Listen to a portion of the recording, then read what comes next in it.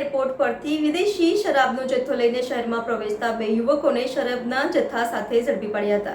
પ્રાપ્ત માહિતી અનુસાર વડોદરા શહેર એસઓજી પોલીસની ટીમ એરપોર્ટ પાસે વ્હાઇટ ઇન્ટોલેસ્ટન ચેકિંગની કામગીરી કરી રહી હતું। તે દરમિયાન એરપોર્ટના ગેટ પર વાહનોના ચેકિંગ દરમિયાન ટ્રોલી બેગ અને સ્કૂલ બેગ લઈને એરપોર્ટથી બહાર નીકળેલા બે યુવકો પોલીસને જોઈને ગભરાઈ ગયા હતા અને પરત એરપોર્ટ જવા લાગ્યા હતા। એ જોઈને એસઓજીના સ્ટાફને શંકા જતા તેઓને અટકાવીને તપાસ કરતા તેઓ પાસેથી વિવિધ બ્રાન્ડની મોંઘી કિંમતની 11 નંગ વિદેશી શરાબની બોટલો બેગમાંથી મળી આવી હતી। સાથે 2,62,000 રોકડ રકમ પણ મળી આવી હતી।